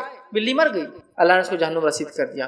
تو یہ دونوں اعمال چھوٹے دکھ رہے نا ہمارے زندگی کی روٹین کے اعتبار سے. وہ کتا پیاسا تھا, ہم پانی پلائیں گے اس کو, بس چلے تو پتھر اٹھا کے ماریں گے ہم اس کو, پانی پلانا تو سیکنڈ سوچ بھی نہیں ہماری. دیکھیے وہ نجس عین ہے, لیکن اللہ کی مخلوق ہے, نجس عین ہے اللہ کی مخلوق, ٹھیک. اور اگر کوئی چھوٹا جانور ہو, ہمارے بچے اس کے ساتھ کھلواڑ کر رہے ہو یا بند ہو, ہماری کوئی فکر ہی نہیں ہے. آپ دیکھیے محلوں کے اندر بچے کتوں کے بچوں کو, چھوٹے جو ہوتے ہیں, بلی کے بچوں کے بے دردی سے مارتے ہیں, چوزوں کو لا کے کیسا ان کی گردنیں توڑتے ہیں, اور آپ بھی خوشی سے لا کے 2-2.5 روپے 5 روپے کا چوزا دے دیتے ہیں. مارنے تو اس کو ماریں گے تو میں زندہ رہوں گا, اس لیے کہ سکون نہیں لینے دیں گے میرے کو, آپ چھوڑ دیتے ہیں. لیکن معمولی چیز نہیں ہے. بلی کو پکڑ کے اپنے گھر بند کر دیا, بلی خود کچھ نہیں کھا سکی, اس نے خود کچھ نہیں کھلایا, جہنم میں چلے گئی. تو ایک جانور کی موت کے جہنم میں جا رہا ہے, معمولی مت سمجھو. کسی عمل کو ہم کبھی بھی کیا ہے, چھوٹا سمجھ کے نہیں چھوڑنا چاہیے. ہر بار کوشش کرے, ہو سکتا ہے چھوٹا عمل اللہ مغفرت کا ذریعہ بنے, یہ تھوڑا سا صدقہ شاید ذریعہ بن جائے, یہ تھوڑا سا معاملہ, بڑے اعمال ہو سکتا ہے ایک طرف لے جائے, چھوٹا عمل ہی مجھے جنت کی طرف لے جانے والا بنے. تو اللہ نے اس سورت کا جو کنکلوژن ہے, تھوڑا بھی اگر کسی نے خیر کیا ہوگا تو دیکھ لیں گا, اور تھوڑا بھی اگر شر کیا ہوگا تو دیکھ لیں گا. اگر اس بات کو ہم سمجھ جائیں انشاءاللہ, تو ہماری زندگی بدلنے کے لیے 2 آیتیں بالکل کافی ہے. کہ اب ہر چیز سے پہلے سوچنا ہے, ذرہ برابر بھی نام عمل میں آنے والا ہے تو اب لکھانا ہے اپنے کو, اور ذرہ برابر گناہ بھی آنے والا ہے تو یہ اپنے کو لکھانا نہیں ہے. اگر ہو گیا ہے تو وائپ آؤٹ کرانا ہے, مٹانا ہے فرشتوں کو. وہ کیسا, ان الحسنات یذہبن السیئات, نیکیاں کرو, نیکیاں گناہوں کو مٹا دیتی, سمجھ رہا بات, نیکیاں گناہوں کو مٹا دیتی ہے. عمر ابن خطاب رضی اللہ عنہ مزید نبوی موجود ہے, ایک شخص بھاگا آیا, بھاگتے ہوئے آیا, کسی نماز کے وقت, روایت میں الفاظ نہیں ہے اور کچھ میں ہے, میں بھول رہا ہوں وہ کیا ہے, بھاگتے آیا اور کہا کہ میں تو ہلاک ہو گیا, برباد ہو گیا. عمر ابن خطاب رضی اللہ عنہ نے کہا کیا ہوا, کیا ہلاک ہو گیا, کیا برباد ہو گیا, کیا ہو گیا معاملہ, ٹھیک. تو کہا میں ایک خاتون کے پاس گیا, عورت کے پاس گیا, میں نے زنا چھوڑ کے سب کچھ کر لیا اس کے, اب میری کیا سزا ہے. تو کہا یہ تیرے اور تیرے رب کے بیچ کا معاملہ ہے, ڈسکلوز کیوں کر رہا ہے, توبہ کر لے. وہ نہیں مانا, وہیں رکا رہا. پھر نبی اکرم صلی اللہ علیہ وسلم کے پاس گیا, کہا کہ میں نے ایک عورت سے زنا چھوڑ کے سب کچھ کر لیا. آپ صلی اللہ علیہ وسلم خاموش رہے. پھر وہیں رہا. پھر اگلی نماز میں آپ صلی اللہ علیہ وسلم پھر آگے کھڑے ہو گئے, کہا میں نے ایسا کیا ہے, سزا سناؤ اس کی, پنشمنٹ چاہیے مجھے اس کی, مجھے گناہ وائپ آؤٹ کرنا, مٹانا ہے. پھر خاموش, کوئی جواب نہیں دیا. پھر اگلی نماز تک پھر رکا رہا. سب نے کہا کہ تیرے رب کے بیچ گناہ, معافی مانگ, کھڑا رہا. نبی اکرم صلی اللہ علیہ وسلم فرمایا, تو آیا میرے پاس, تو نے وضو کیا, تو نے نمازیں پڑھی ہمارے ساتھ, انشاءاللہ یہ نمازیں وغیرہ اس گناہ کے معافی کے لیے کافی, سمجھ. اس لیے کہ حسنات تو کر رہا ہے نا اس گناہ کے بعد, تو وہ کیا کرتے ہیں, سیئات, گناہوں کو مٹانا, سمجھ رہا بات. ایسا بہت ساری بار ہوتا ہے, لیکن یقیناً یہ روایتیں ہمارے لیے دلیل نہیں ہے گناہ کرنے کی کہ ہم وہ گناہ کریں اور پھر نماز پڑھ لیں. یہ ہو جائے تو اس کا حل دیا جا رہا ہے, اور یہ مفہوم تھا حدیث کا جو میں نے آپ کے سامنے رکھا. صحابہ کہہ رہے چلے جا, آپ سے نہیں کہہ رہے نا کچھ تو چلے جا, نہیں ہوں گی سزا, نہیں رکے رہے, اڑے رہے, سمجھ رہے. تو گناہ انہوں نے کیا تھا, وہ نہیں چاہتے تھے گناہ میرے ساتھ ہمیشہ کے لیے رہے, اس کو مٹانا چاہتے تھے. طریقہ اس لیے میں نے کہا نماز وضو وغیرہ بھی ہمارے گناہوں کو معاف, ٹھیک ہے. تو کسی گناہ کو ہم معمولی سمجھ کے نہ کریں, اور کسی نیکی کو معمولی سمجھ کے ہم نہ چھوڑیں. اگر یہ ہم سمجھ جائے تو زندگی انشاءاللہ ہماری بدل سکتی ہے. ہر چیز کے کرنے سے پہلے ہم سوچ سکتے ہیں کہ ذرہ بھی نام اعمال میں لکھا جانے والا ہے. جیسا جو لوگ اب تو گورنمنٹ جاب نہیں ہوتی ہے لیکن گورنمنٹ جاب پر تھے, اور ان کی وہ گڈ بکس بنتی تھی نا, کتابیں بنتی تھی, ان کا بڑا باس لکھتا تھا بہت اچھے اسسٹنٹ ہے میرے, یہ ہاں بس اپنا تو آگے کا پروموشن کا معاملہ طے ہو گیا. اور وہ لکھ کے چلے جائے بہت ہی ناکارہ، نا ہے، نالا ہے، فلاں فلاں، تو پھر اس کو دعوت دو، چاپلوس، پہلے بول دیتا تھا لکھنے والا ہوں میں، تو پھر دعوت دو، چاپلوسی کرو، فلاں کرو، اس کے بعد بھی کچھ تو بھی غلط لکھ کے جاتا تھا. وہ ریکارڈ بک آپ کے لائف ٹائم کی اچیومنٹ پر، آپ کے پینشن پر، آپ کی سروس پر پورا ایفرٹ کرتے ہیں، ہے نا. تو اسی طرح نام اعمال بھی تیار ہو رہا ہے. فرق یہ کہ ہم اس کو دیکھ نہیں سکتے، لیکن تیار ہو رہا ہے. تو میں بھی چاہوں گا میرے گڈ بکس پورا، میرا ہر چیز، میرا نام اچھی کتابوں میں سے لکھا. ہم اس کو مٹا سکتے اپنے گناہوں کو. تو ہر کام کرنے سے پہلے یہ سوچیے کہیں یہ چھوٹا گناہ ہے لیکن کہیں اس میں تو نہیں آ رہا ہے کہ میں چھوٹا سمجھ کے کر رہا ہوں، اس لیے کہ پھر اس میں بڑے کی طرف جا سکتا ہوں اور کسی نیکی کو میں چھوٹا سمجھ کے نہ کروں. انشاءاللہ اگر ہم یہ کریں گے تو ہم حقیقت میں یاد رکھیں دین اور اسلام کے پیغام کو سمجھیں گے. وہ یہی ہے. بھائی نے ایک سوال کیا اکثر ہوتا ہے کہ چھوٹے بچے ہوتے ہیں وہ کیڑے مکوڑوں کو مار دیتے ہیں اور اس طرح سے جو ہے ان کو اگر سمجھائے بھی تو نہیں سنتے پھر جا کر مانتے ہیں. تو دیکھیے سب سے پہلی چیز تو یہ کہ بچوں کی اس کی تعلیم اور تربیت دینا چاہیے کہ یہ بھی اللہ کی ایک مخلوق ہے. ہاں اگر یہ آپ کو تکلیف دیتے ہیں، ستاتے ہیں، کاٹتے ہیں تو پھر تم اس کو مار سکتے ہو، ٹھیک ہے. جیسا کہ مکوڑا بڑا ہے، کاٹ سکتا ہے تو مارا جا سکتا ہے. لیکن ایسے جانور جو اپنی انوائرمنٹ میں ہو، کھلے ماحول میں ہو، میدان میں ہو، کھیت میں، کھلیان میں، جنگل میں ہو، ان کو مارنا تو منع ہے. لیکن ایسے جانور جو ہمارے گھروں میں آ جائے، ہم کو تکلیف دے سکتے ہیں، تو ان کو مارنے میں انشاءاللہ کوئی حرج نہیں. جیسے کہ زہریلے جانور ہوتے ہیں جو آپ کو کاٹ سکتے ہیں، تو ان کو آپ چاہے کاٹے یا نہ کاٹے مار دینا چاہیے. بچھو ہو گیا ہے نا، حدیث کے اندر ہے کہ بچھو اگر ہو تو آپ اس کو مار سکتے ہیں. 5 جانوروں کو دیکھتے ہی مارنے کا حکم ہے، مار دو بول کے حکم ہے. ایسے جانور جن سے ریبیز پھیلتا ہے، ٹھیک ہے، کتا ہے. ایسے جو روڈنٹس ہوتے ہیں، روڈنٹس مطلب چوہا، گھونس، چونکہ یہ انسان اور فصلوں کو بہت زبردست بے تحاشا نقصان پہنچاتے ہیں نا. گھر کے گھر بیٹھ جاتے ہیں گھونسوں کی وجہ سے، پورا آپ کے ٹائل ہر چیز برباد ہو جاتی ہے، مالی نقصان ہوتا ہے، کھیت کے کھیت برباد کر دیتے ہیں. تو مار دینے کا حکم ہے، ٹھیک ہے. لیکن اب جیسے آپ نے سوال کیا کیڑے مکوڑے ہیں، تو اگر موذی ہے، نقصان دہ، تو مارنا ہے. نقصان دہ نہیں ہے تو بچوں کو آپ تعلیم تربیت دیے بیٹا نہیں مارنا. اگر مارے تو کبھی آپ بچوں کو نصیحت کیجیے کہ نہیں مارنا ہوگا، جو بھی نصیحت کا طریقہ ہوتا ہے، بات بند کرنا، تھوڑا سا ان کو مارنا کہ نہیں بولے نا ہم نے. جب وہ مکوڑا کاٹا تو آپ مارو. بڑے مکوڑے کاٹتے چھوٹے نہیں کاٹتے، تو آپ ان کو تربیت بھی دے سکتے ہیں. کیونکہ بڑا مکوڑا آپ کو کاٹیں گے، چھوٹے نہیں کاٹتے ہیں، دیکھو یہ تو ہے نا، تو وہ پارٹ ہوتا ہے. ورنہ کئی بچوں کو کاٹے تو پھر وہ سب کو مارنا شروع کر دیتے ہیں. لیکن ایک اس سے مسئلہ یہ ہے کہ ہمارے والدین بہت سی بار دیکھا جاتا ہے بچوں کو فری ہینڈ چھوڑ دیتے ہیں اور انجوائے کرتے ہیں. وہ مکوڑوں کو مار رہے، ان کے ٹکڑے کر رہے، منڈی نکال کے لا رہے، پیرا الگ کر رہے، وہ انجوائے کر رہے ہیں. لیکن آپ اس سے ایک چیز دیکھیے، آپ کا بچہ بے درد اور سخت دل بنتا جا رہا ہے. یہاں سے اس کا ایک فرسٹ فیز سے گزر رہا ہے. کسی آپ نے چوہے کو پکڑا، اس کو مار دینا، ظاہر سی بات نقصان دہ، بہت نقصان کرتے چوہے، اتنا مالی نقصان اس کی کوئی انتہا نہیں. لیکن آپ اس کو پکڑ کر، بچے پھر بیٹھ کر اس کو چٹکے دے دے کر مارتے، میں نے دیکھا ہے، بہت غلط بات. اس سے سنگ دلی، دل کی سختیاں ہوتی ہے. آج وہ جانوروں کو کرتے ہیں، کل انسانوں کو بھی تکلیف دیں گے، تھوڑے سے معذور، لنگڑے، لولے، پاگل، ان کو تکلیف. لہٰذا میں کہوں گا ان کو تعلیم دی جائے، تربیت دی جائے، بتایا جائے کہ کسی جانور کو بے وجہ نہیں مارنا چاہیے، اور خاص طور سے آنکھ کے ذریعے تو مارنا ہی نہیں چاہیے. ایک انبیاؤں میں سے ایک نبی تھے، رسول اللہ صلی اللہ علیہ وسلم فرماتے ہیں، صحیح حدیث، نبیوں میں سے ایک نبی تھے. وہ ایک جگہ سے جانے لگے، پڑاؤ ڈالا، پھر ایک جگہ پڑاؤ ڈالا تو وہاں چوٹیوں کا بل تھا. انہوں نے اپنے ماننے والوں کو، صحابہ سے کہہ دیا ان کی کہ ان کے بلوں کو جلا دو. اللہ رب العزت نے تبھی ان پر وحی بھیجی اور کہا کہ آنکھ کا عذاب آنکھ کے رب کے علاوہ نہیں دے سکتا ہے. رب جلا نہیں سکتے آپ کسی جانور کو، آنکھ سے کسی کو نہیں مار سکتے. سزائے موت بھی دینا ہے تو آپ قتل کر سکتے، اس کو گردن وہ کر سکتے، پھانسی دے سکتے، لیکن آگ میں نہیں جلا سکتے. آنکھ کا عذاب صرف آنکھ کا مالک دے سکتا ہے، اللہ دے سکتا ہے، ٹھیک ہے. لہٰذا ان کو تعلیم دی جائے، تربیت دی جائے، بتایا جائے کہ یہ چونٹیاں بھی اللہ کی مخلوق ہیں. ہاں تکلیف دے تو آپ مارو، لیکن اگر تکلیف نہ دے، اپنے حالت میں، انوائرمنٹ میں، تو پھر ان کو چھوڑ دینا چاہیے. یاد رکھیے، تو ان کو تربیت دے، آپ تربیت دے، تعلیم دے. یاد رکھیے انشاءاللہ یہ مسئلہ حل. اس کے علاوہ بھی غلطی سے آپ کے پیر کے نیچے چمٹیاں آ جاتی ہے، فلاں ہو جاتی، کیڑے مکوڑے، تو اس معاملے میں یاد رکھیے ہم جو دوسری نیکیاں کرتے ہیں انشاءاللہ اس کی وجہ سے یہ گناہ سالو حل ہو جاتے ہیں. اس لیے کہ بہت ساری بار گاڑی چلا رہے کتنی پتہ نہیں چوٹیاں آ جاتی ہیں، ہم نہیں جانتے ہیں نا. تو لیکن ہم جب ایسا کچھ کر لیتے ہیں جو غلطی سے ہو جاتا ہے تو اللہ تعالیٰ انشاءاللہ ہمیں معاف کرتا ہے. جب ہم نیکیاں کرتے ہیں، وضو کر رہے، نماز پڑھتے، نفل نماز پڑھتے، ایکسٹرا نماز پڑھتے، راتوں میں نماز پڑھتے، صدقات کرتے، ایکسٹرا صدقات کرتے، یہ تمام نیکی ہمارے انشاءاللہ ان گناہوں کو معاف کر دیتی ہے. چونکہ چوٹیوں کے تعلق سے خاص طور سے سورہ بھی ہے قرآن کے اندر، ہے نا، نمبر. اس کے بعد جو ہے پورا ایک واقعہ بھی سلیمان علیہ السلام کا اس کے اندر، کہ وہ چوٹیاں تھی اپنے اپنے کام کر رہی تھی. جب سلیمان علیہ السلام کا لشکر آیا تو ایک نے چلا اور کہا کہ اب سلیمان کا لشکر ہم کو رون دیں گا، ہے نا. تو سلیمان علیہ السلام اللہ کا شکر ادا کیا کہ اللہ نے یہ صلاحیت دی تھی ان کو کہ چوٹیوں کی بات چیت وہ سن سکتے تھے. سلیمان علیہ السلام کا ہی ایک واقعہ ہے جو حدیث کے اندر آتا ہے کہ بارش نہیں ہوئی ایک مرتبہ. سلیمان علیہ السلام نے لاؤ اور لشکر کو لے کر چلے صلاۃ الاستسقاء کے لیے، بارش کی نماز کے لیے. جب آدھے راستے میں پہنچے تو کہا واپس چلو. لوگوں نے کہا کیا بات ہے سلیمان، نماز نہیں ہوئی؟ تو کہا ہم جب راستے چلے تھے میں نے ایک چوٹی کو دیکھا جو پیٹھ کے بل لیتی تھی، اپنے پیر اوپر کر کے اللہ سے دعا کر رہی، تو اللہ نے اس کی دعا سن لی بارش کے، لحاظ ہم چلے. تو یہ ساری چیزیں تو جو انجانے میں ہو جائے ایک الگ بات ہے، لیکن جان بوجھ کر بچوں کو نہ آگ سے جلانے کی، نہ وہ دھوپ میں ڈال کر مارنے کی، نہ اسی طرح سے چوٹیوں، ہاں جو موذی ہے تکلیف دے، جیسے لال چوٹیاں چپک جائے تو بچوں کی جان بھی لے سکتی ہے، چھوٹی معلوم خطرناک ہوتی ہے، تو یہ تو ایک اسپیشل کیسز ہے، نقصان دہ ہے، انسانی بستیوں میں آ گئے، گھروں میں آ گئے، ہمارے تکلیف دے رہے، لیکن ان جنرل ان کو ستانا یا تکلیف دینا نہیں چاہیے، یاد رکھیے۔ اور جو غلطی سے ہم سے ہو جاتا ہے اللہ تعالیٰ ہمارے نیکیوں کے بدلے انشاءاللہ ان چیزوں کے تعلق سے انشاءاللہ ہم کو معاف کرے۔ جی السلام علیکم، میرا نام شیخ عرفان ہے۔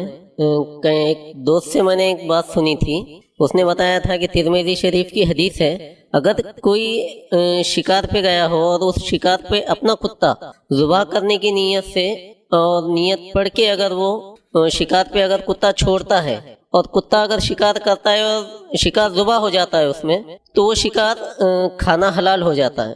اور آپ نے ابھی ایک بات کہی کہ کتوں کا رکھنا، پالنا، بیچنا، خریدنا سب حرام ہے، اور اس نے یہ بھی بات کہی تھی کہ بولے جو شکاری کتے ہیں ان کا رکھنا بھی جائز ہے اور خرید و فروخت بھی جائز ہے، کیا حقیقت ہے؟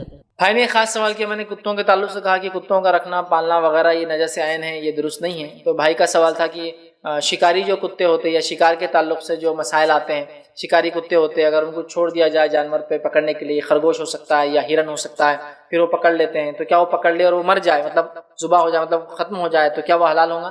دیکھیے پہلی چیز، جب کوئی آدمی شکار کے لیے جائے تو چاہے شکاری چیل پالا ہو اس نے، یا شکاری کتے پالا ہو، یا اس نے بھیڑیے پالا ہو شکار کے لیے، یا اس نے چیتے پالا ہو، یہ 4-5 جانور کامنلی عرب میں آج بھی یوز ہوتے ہیں، شکار کے لیے استعمال کیے جاتے ہیں، ٹھیک ہے؟ تو اگر ایسے جانور وہ پالتا ہے شکار کے لیے اور اگر ان کو چھوڑتا ہے شکار کے اوپر تو وہ بسم اللہ کہہ کر چھوڑے۔ پھر اگر وہ جانور جا کے شکار کو دبوچتے ہیں، جنرلی یہ لوگ مارتے نہیں، کبھی بھی نہیں مارتے، خالی دبوچتے، گردن پکڑ کے لیٹ جاتے ہیں، ختم نہیں ہونے دیتے، چونکہ وہ اسپیشل پالے ہوئے ہوتے ہیں اس کے لیے، اور جب تک ان کا مالک ذبح کر کے نہ کھلائے وہ کھاتے بھی نہیں۔ لیکن کبھی ایسا ہو کہ جانور پکڑ لے، یا پھر آج کے دور میں آپ شکار کر رہے، گولی سے شکار کر رہے ہیں اور آپ نے گولی ماری، کوشش تو کی کہ صرف ہارٹ پنکچر ہو یا دل پہ لگے یا ران پہ لگے، جانور لنگڑا ہو، پھر پکڑ کے ذبح کرے، لیکن گولی دل سے نکل کے جانور مر گیا، تو آپ گولی ماریں گے، جب کتا چھوڑیں گے، چیتا چھوڑیں گے، بھیڑیا چھوڑیں گے، چیل چھوڑیں گے، تو آپ بسم اللہ کہہ کر چھوڑیں۔ پھر آپ جانے سے پہلے اگر جانور مر بھی جائے تو آپ اس کو ذبح کریں گے اور وہ جانور حلال ہوگا، مر بھی جائے تو آپ جانور ذبح کریں گے اور وہ جانور آپ کے لیے حلال ہوگا، ٹھیک ہے؟ یہ مسئلہ صرف شکار کا، ٹھیک ہے؟ چونکہ آپ نے بسم اللہ کہہ کر چھوڑا، جانے تک جنرلی ایسا نہیں ہوتا ہے، جانور جو شکار کے ہوتے ہیں بہت اسپیسیفک پکڑتے ہیں، پھر بھی اگر ہو جائے جانور بدک کے ڈر کے مر گیا ہے نا، مطلب ڈر گیا جانور کو دیکھ کے، چیتا اس پہ حملہ کر رہا ہے، تب بسم اللہ پڑھ کر اگر آپ نے چھوڑا ہے تو آپ پھر بھی ذبح کریں گے اس جانور کو اور آپ اس کو کھا سکتے ہیں، یاد رکھیں۔ یہ شکار کے حد تک مسئلہ۔ اب رہا شکاری کتے، تو اب پالنا میں نے تو کہا نجس عین ہے، تجارت کرنا وغیرہ، تو یاد رکھیں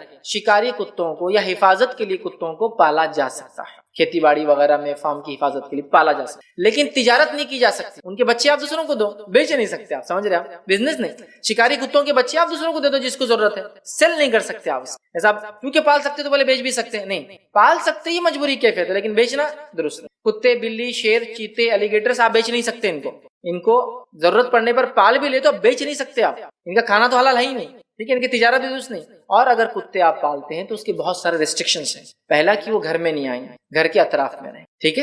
اس لیے کہ اس کی رال سے بہت ساری بیماریاں بھی ہوتی ہیں، ہم یاد رکھیں، ہم جانتے ہیں، فرشتے بھی نہیں آتے اس کے گھر میں ہونے سے، اور اس کی رال سے اتنی بیماریاں ہوتی ہیں آپ جانتے نہیں، اس کی رال سے کچھ ایسی بیماریاں ہوتی ہیں اگر کھانے میں آ جائے تو اس کے اندر جو جراثیم ہوتے ہیں وہ پیٹ کے اندر کالونیز بنا لیتے ہیں، جس کو آپریٹ کر کے فزیکل نکالنا پڑتا ہے، آپ کی آنتوں پر پنپتے ہیں اور ساری زندگی آپ کے ساتھ رہتے ہیں، ٹھیک ہے؟ بہت ساری بیماریاں ہوتی ہیں، ٹھیک ہے؟ تو لہٰذا گھر میں ہوں گا تو فرشتے نہیں آئیں گے رحمت، تو پالے تو گھر کے باہر ہوں گا، حفاظت کے لیے ہوں گا، ان سے آپ کے بچے کھیلیں گے کودیں گے نہیں، جیسے بلی کے ساتھ کرتے ہیں یا طوطے یا کبوتر کے ساتھ کرتے ہوں گے، ساتھ رکھ رہے، کھیل رہے، پکڑ رہے، نہیں، اس کو آپ ایک ریسٹرکٹیڈ ایریا میں رکھیں، اس سے وہ کام لے جو آپ کو ضرورت ہے، یہ حفاظت کے لیے بھی ہو سکتے ہیں، جیسا کہ ملٹری میں ہو سکتے ہیں، پولیس فورس میں ہو سکتے ہیں، سمجھ رہے ہیں؟ تو یہ ان کا ہے، لیکن اس کی تجارت درست نہیں ہے، آپ کتے بریڈ کیجیے، مطلب آپ کا کتا جو شکاری ہے اگر اس کے بچے ہو تو کسی اور کو دے دیجیے، یہ ہو سکتا ہے، لیکن چونکہ وہ شکار کے رکھ سکتے بولے تو آپ اس کو بیچ سکتے ہیں، یہ درست نہیں، اس کا جواز میں نے کہیں نہیں سنا کہ شکاری کتوں کو پالنے کے لیے بیچنا درست ہے، ٹھیک ہے؟ تو پالنے کی اجازت دی ہے حفاظت کے لیے، سیفٹی کے لیے، پولیس میں، ملٹری میں، لیکن اس کے ریسٹرکشن ہوں گے، وہ گھر میں داخل نہیں ہوگا، گھر کے باہر کے ایریا میں رہیں گا،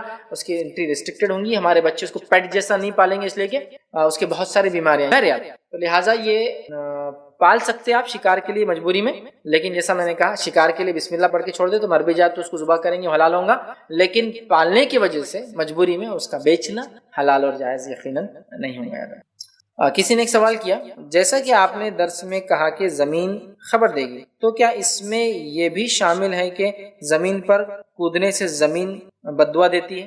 بہت ساری بار ہوتا ہے، ہم چھوٹے تھے تو لوگ بولتے تھے زمین پہ تیز مت چلو، زمین بدوا دیتی، زمین پہ قدم مت پڑکو، زمین بدوا دیتی. تو یاد رکھیے زمین ایسا بدوا نہیں دیتی، اور ایسی کوئی روایت نہیں کہ زمین ایسے کاموں سے بدوا دیتی ہے. ہاں اس پہ جو غلط کام کی جائیں گے اس سے بدوا دیں گی. اس پہ جو اکڑ کی چال چلیں گا، اکڑ والی چال سمجھتے نا، تکبرانہ چال چلیں گا تو زمین بدوا نہیں دیتی، اس کو نگل لیتی ہے. ایسے آدمی کا حدیث کے اندر ہے نا، تکبر سے ایک انسان چل رہا تھا، زمین نگل گئی. آپ سے فرماتے قیامت تک وہ انسان دھستا رہے گا. کون تھا وہ؟ بنی اسرائیل سے ایک انسان تھا جو اچھے بال جمایا خوب اور اچھی چادریں پہنا اور اکھڑ کے چلنے لگا. خوبصورتی، جسمانی خوبصورتی اور مالی خوبصورتی دونوں تھی. بال اچھے تھے، جمایا اور چلنے لگا. اللہ نے زمین میں دھسا، قیامت تک دھستا رہے گا کیونکہ تکبر کی چال چل رہا ہے، اکڑ کی چال. تو وہ اکڑ کی چال سے منع ہے زمین کے اوپر، یاد رکھیے. لیکن زمین پہ کودنا، زمین پہ کام کرنا یہ منع نہیں. ورنہ اگر زمین پہ کودنا منع ہو تو ڈرلنگ ورنگ نہیں کر سکتے ہم. پیٹرول نکالنا ہے، سونا نکالنا ہے، چاندی نکالنا ہے، ٹھیک ہے. یہ بچوں کو تربیت کے لیے بولتے ہیں. تو آپ یہ تربیت دیجیے بیٹے، اکڑ کی چال زمین پہ نہیں چلنا، ہاں تکبرانہ چال زمین پہ نہیں، یا اترا کر زمین پہ مت چلنا، یہ سب منع ہے. لیکن زمین ایسا کودنے سے بدوا دیتی ہے، ایسی کوئی صحیح بات ثابت نہیں ہے. السلام علیکم. میرا سوال ہے کہ میں نے سنا اگر سانپ گھر میں آ جائے تو پہلے اسے اللہ کا واسطہ دے، اگر وہ نہ جائے تو اس صورت میں اسے مار دینا چاہیے. تو یہ کہاں تک درست ہے؟ بھائی نے سوال کیا سانپ کے تعلق سے. میں نے کہا موذی جانوروں کو مار دینا چاہیے. اس موذی جانور میں سانپ کا بھی لفظ ہے ایک روایت کا. لیکن بھائی نے سوال کیا کہ سانپ کے تعلق سے انہوں نے سن رکھا کہ اگر سانپ گھر میں ہو تو اسے مارنا نہیں، پہلے جانے کو کہنا چاہیے، ٹھیک ہے، اور اگر نہ جائے تو پھر مار دینا چاہیے. تو یاد رکھیے نبی اکرم صلی اللہ علیہ وسلم نے فرمایا، یہ حدیث خاص ہے، وہ اس طرح سے کہ آپ نے فرمایا جب آپ مدینے میں ابتدائی دور میں گئے تو آپ نے کہا مدینے میں میرے پاس کچھ جن آئے تھے اور انہوں نے اسلام قبول کیا اور وہ تمہارے گھروں میں رہتے ہیں. یہ جن تھے مدینہ کے جو اسلام قبول کیا انہوں نے اور وہ گھروں میں رہتے تھے. تو لہٰذا تم میں سے اب کسی کو کوئی سانپ اگر گھر میں دکھے، یہ وہ عام سانپ نہیں ہوتے، یہ خاص سانپ ہوتے جو گھروں میں آتے اور جاتے ہیں. ایسا کوئی سانپ دکھے جو پہلے سے آتا اور جاتا تھا اور تم اس کے ساتھ رہتے تھے، اب دکھائی دے تو اسے منع کرو، اسے روکو. اگر وہ 3 دن تک منع کرنے کے بعد بھی واپس آئے تو اسے قتل کر دو، اس لیے کہ وہ کافر ہے. اور اگر مومن ہوں گا تو خود بخود چلا جائیں گا. سمجھے آپ؟ تو سانپ کی شکل میں جن آتے ہیں، لیکن عام سانپ نہیں، خاص سانپ یا جس کو ناگ ازدھوں کی شکل میں آتے ہیں، بڑے بڑے سانپ، ٹھیک. عام سانپ چھوٹے موٹے نہیں آتے. تو ایسے سانپ جو مسلسل کنٹینیولی آپ کے پاس آتے ہیں، گھروں میں رہتے ہیں، اور یہ شہروں میں نہیں ہوتا ہے بالکل، یہ ہوتا ہے گاؤں اور جنگلوں میں جہاں سانپ اور انسان ساتھ رہتے ہیں. سانپ اور انسان ساتھ رہتے ہیں. ایسے میں نے کئی جگہ دیکھا، جیسے کہ مثال کے طور پر تھائی لینڈ کے اندر سانپوں کا اور انسانوں کا رشتہ اتنا عام ہے کہ آپ نے اگر کچھ ویڈیو، چونکہ آج کل ویڈیوز کا بڑا عام زمانہ ہے، آپ نے دیکھا ہوگا. تو وہاں حالت یہ ہے کہ آپ کسی مندر میں جائیے، مٹھ بدھ مٹھ جس کو بولتے ہیں، وہاں جائیں گے تو وہاں ایسے انہوں نے سانپ پال رکھے پورے، اب لوگ ان کو دودھ پلاتے، کھانا کھلاتے ہوئے جاتے ہیں. زہریلے سانپ ریئل سانپ، زہریلے جن کا زہر نکالا بھی نہیں جاتا، لوگ ان کے ساتھ رہتے ہیں. بلکہ بچے سانپوں کے ساتھ سوتے ہیں، سانپوں کے ساتھ کھیلتے ہیں، ازدھوں میں لیٹ رہے ہیں. بچپن سے ازدھوں کو اور سانپ کو ساتھ مطلب پالتے بچے کو، مطلب بچے کی عمر 10 سال تو ازدھا بھی 10 سال کا ہے، ساتھ رہتے دونوں. ایسے ان کے حالات مطلب بولو. تو ایسے سانپ جو آپ کے ساتھ آتے جاتے ہیں، تو جن بھی کیا کرتے ہیں ایسی جگہوں پر سانپ کی شکل لے کر وہ انسانوں کے ساتھ رہتے ہیں. تو نبی اکرم صلی اللہ علیہ وسلم نے فرمایا صحابہ بھی جب رہتے تھے ان کے گھر مٹی پتھر کے تھے، سانپ بالکل آیا جایا کرتے تھے. دس از کامن فینومینا تھا، انہیں کوئی ایشو نہیں تھا اس سے. لہٰذا فرمایا کہ ایک جماعت میرے پاس جنوں کی آئی تھی، وہ ایمان قبول کی اور وہ سانپوں کی شکل میں تمہارے پاس رہتی ہے علاقوں میں. لہٰذا اب جب تم کوئی سانپ کو مارو یا دیکھو تو پہلے تو اس کو منع کرو 3 دن تک مت. اگر اس کے بعد بھی دکھائی دے تو مار دو کہ وہ کافر ہے، مطلب کافر جن ہے. تو لہٰذا اگر آپ کو بھی آج کے دور میں بھی ایسے علاقوں میں نہیں جو ہمارے علاقے، ایسے علاقوں میں یا جنگل ہے، آپ گاؤں وغیرہ میں رہتے ہیں جہاں سانپوں کا دکھنا آنا جانا کامن فینومینا ہے، بالکل عام بات ہے، اور وہاں اگر سانپ آتا ہے تو آپ بول سکتے ہیں کہ بھائی تجھے اللہ کا واسطہ یا ادھر مت آ، لوٹ جا. اگر 3 دن کے بعد بھی وہی سانپ پھر دکھائی دے تو قتل کر دو، اس لیے کہا وہ کافر ہے، مومن نہیں ہے، ٹھیک ہے. لیکن اگر اچانک تم مار دو گے تو مومن ہو سکتا ہو جن، لیکن جب وارننگ دو گے مومن ہوگا تو پھر 1-2 دن یا 3 دن میکسیمم چلا جائے گا. لوٹ جائے تو ٹھیک، اور نہ لوٹے پھر نظر آئے تو مار دینے کا حکم ہے. تو وہ اسپیشل تھا اور مدینوں کے لیے تھا، اور آج بھی ہو سکتا ہے ایسے کوئی علاقوں میں جہاں سانپ ازدھے وغیرہ کامنلی آتے اور انسانوں بس جائے تو ان کا کام ہے کہ ان کو کہے چلے جائے. اگر وہ جن ہوگا تو واپس لوٹ جائیں گا مومن، اگر کافر یا پھر سادہ سانپ ہوگا تو پھر مر جائیں گا آپ کے ہاتھ سے، ٹھیک ہے. لیکن یہ ہرگز اس کے لیے نہیں کہ ناگ آپ کو اٹیک کرا اور آپ پھر بھی بول رہے واپس جا، میں تجھے واسطہ دیتا ہوں، وہ مار رہا ہے آپ. ہاں بہت سے لوگ کرتے ہیں ایسا، نہیں یہ ان کے لیے نہیں، وہ تو آپ اٹیک کر رہا ہے، آپ کو اپنا ڈیفینس کرنا، پھر مومن ہو کافر ہو یا پھر سانپ ہو، کچھ بھی ہو سکتا ہے. اب نہیں ہو وہ ان سانپوں کے لیے جو عموماً آتے اور جاتے. اور گاؤں میں میں نے بہت کامنلی دیکھا، گاؤں میں نے دیکھا، گاؤں کا پچھواڑا ہے گھر کا، بولتے وہاں مت جاؤ شام میں سانپ رہتا ہوں، اور روز آ کے بیٹھتا ہے سانپ، کسی کو تکلیف نہیں دیتا ہے، نہ مرغیوں کو تنگ کرتا ہے، نہ کتوں کو ڈستا ہے، نہ بھینسوں کو کچھ کرتا ہے، آتا ہے چلے جاتا ہے. اب آپ روز دیکھ رہے تھے، اب آپ چاہ رہے نہیں یہ نہیں آنا چاہیے، تو آپ اس کو بولتے کہ بھائی آپ ادھر نہیں آنا. اگر وہ مومن ہوگا مطلب جن ہوگا کوئی شکل میں تو وہ چلا جائے گا، اور اگر کافر ہوں گا نظر آئے آپ مار دو اس کو، یا پھر سانپ ہی ہوں گا تو بہرحال ٹھیک ہے. تو اس چیز کو سمجھیں. لیکن بہت ساری بار اینیمل رائٹس والے اپنے پہ اٹیک کر دیتے ہیں. ایسے ویڈیوز میرے ویڈیوز ہیں نا، چپلک مار دینا کیسا ہے فلاں، لوگ اٹیک کرتے ہیں. دیکھیے سب سے پہلی چیز تو یہ کہ ہم جو چیز کو جیسا دیکھتے ہیں ایک الگ بات ہے، اللہ نے چیزوں کو کیسا بنایا وہ ہم کو جب بتاتا ہے وہ اصل ہے. تو ہمارا عقیدہ اصل چیز ہے. ہمارا عقیدہ ہم کو یہ بتا رہا ہے، اللہ تعالیٰ ہم کو یہ بتا رہا ہے اپنے نبی کے ذریعے کہ جن یہ شکل لے سکتے ہیں تو ہم اس کی بات کر رہے ہیں. لیکن ہماری سانپوں سے نہ اسلام کی کوئی دشمنی ہے، نہ مسلمانوں کی کوئی ذاتی دشمنی. کسی بھی جانور کو خامخواہ مارنا اسلام بالکل اجازت نہیں دیتا. چونکہ میرا ایک ویڈیو تھا کہ چھپلک کو مارنا کیسا ہے، صحیح مسلم کی روایت ہے، نبی اکرم صلی اللہ علیہ وسلم فرمایا جو کسی چھپلک کو ایک شاٹ میں مارے 100 نیکیاں ملتے ہیں، اس کو سنگل شاٹ میں گرا دے. اب بہت سارے لوگوں نے سوال مچا دیا کہ دیکھو جانوروں کو مارنے کا بولتا ملا یہ ایسی ہے، عورتوں کے حق کے بارے میں ایسا بولتا، جانوروں کے بارے میں ایسا بولتا، فلاں بولتا، گندی باتیں کرتا اور جو بے شرمی کی باتیں کرتا، خوب وہ کر رہے ہیں. تو یہ ہمارا عقیدہ ہے. ہمارے نبی نے ہم کو بتایا، جو اللہ نے ان کو وحی کی کہ چھپلک کے اندر نقصان ہے. انسانوں کو نقصان سمجھ میں نہیں آ رہا ہے. نہیں آنے کا ہرگز مطلب نہیں ہے کہ وہ چیز اچھی ہے. جانور اپنی جگہ ہے، لیکن وہ جانور جو انسانوں کو نقصان پہنچا سکتے ہیں. اب چھپلک اگر آپ جنگل میں جا کر، میں نے اس میں کلیئر بولا تھا ویڈیو میں، جنگل میں جا کر ان کی آب و ہوا میں، ان کے علاقوں میں ان کو مارنا درست نہیں ہے. اگر وہ ہمارے علاقوں میں چھپلک آتی تب کی بات ہے. اور چھپلک کا زہر بہت خطرناک ہوتا ہے. عموماً وہ کبھی کاٹتی نہیں، لیکن وہ اگر گر جائے کھانوں میں، ٹھیک ہے، پکوان میں اس کی غلاظت گر جائے تو بچوں کو وغیرہ وغیرہ بہت سارے نقصانات اور اس سے اموات بھی ہوتی ہے. اور اس کے زہر کے علاج عموماً موجود نہیں ہے، یاد رکھیے، ٹھیک ہے، عموماً موجود نہیں. ٹھیک، تو بہرحال اس وجہ سے نبی اکرم صلی اللہ علیہ وسلم فرما رہے ہیں چونکہ اس سے جانی نقصان ہو سکتا ہے. اور اسلام میں اینیمل رائٹس اور اینیمل لائف کی امپورٹنس ہے human rights and human life کے بعد. یہ بہت امپورٹنٹ. ورنہ آپ ہیومن اینیمل کنزرویشن اور اینیمل کو بچانے کے لیے، جانوروں کو بچانے کے لیے لاکھوں افریقی مر رہے بھوک سے، ان کے لیے کچھ نہیں. وہاں کے شیروں کو بچانے کے لیے پتہ نہیں کتنے ہزاروں کروڑ ڈالر لگے ہوئے. تو ہمارا یہ بلیف ہے ہیومن لائف یہ فرسٹ ہے، ہیومن رائٹس فرسٹ ہے، پھر یقیناً اینیمل رائٹس بھی ہیں. اینیمل لائف اس کا امپورٹنس بھی ہمارے اسلام میں. بلی کو مارنے والے کو جہنم کی سزا سنائی گئی. مذاق نہیں، مذاق نہیں. ایسا کوئی مذہب میں بتائیے آپ کسی کتاب میں. اینیمل رائٹس ہے، لیکن ود ڈیو رسپیکٹ اینیمل کی جگہ ہیومن کی جگہ رکھے تو ٹھیک. ورنہ افریقہ کے اسی علاقوں میں جہاں یہ لوگ شیروں کو بچا رہے، چیتوں کو بچا رہے، کتوں کو بچا رہے، جنگلی ریجھوں کو بچا رہے، اور پتہ نہیں کیا کیا بچا رہے، گینڈوں کو بچا رہے، اور وہیں بیچارے انسان مر رہے ہیں بھوک سے. ان کا کوئی خیال نہیں. ان کے لیے گوشت آ رہا امریکہ سے آ رہا پیک ہو، ان کے لیے میک ڈونلڈ کی چیزیں آ رہی کھانے کے لیے، اور انسان مر رہے ہیں. ہم لوگ ایسا نہیں مانتے. ہم ڈیو رسپیکٹ کہتے ہیں جن کا جو رائٹ ہے وہ دیا جائے. تو لہٰذا یہ نقصان دہ جانور ہے، اسی لیے اس کے مارنے کی بہرحال اجازت دی. کسی نے ایک سوال کیا ہے کہ لڑکیوں کے رشتے کے لیے کیا کوئی دعا ہے؟ تو یاد رکھیے لڑکیوں کو رشتے آنے کے لیے، یہ آج کل تو لڑکوں کا مسئلہ، بہرحال یہ بھی کہوں گا لڑکوں کو رشتے آنے کے لیے ایسی کوئی خاص دعا نہیں ہے. میں نے بہت سارے لوگوں کو دیکھا وہ قرآن کی ساری دعائیں جن میں جوڑوں کا لفظ ہے، ہم نے پھلوں کو جوڑوں میں بنایا، ہم نے جانوروں کو جوڑوں میں بنایا، ہم نے ہر چیز کو جوڑوں میں بنایا، وہ دعاؤں کو لکھتے اور بولتے اس کو پڑھو، جوڑوں بنا، تو بولے تمہارا بھی جوڑا بن جائے گا. لیکن ایسا کرنا درست نہیں ہوگا.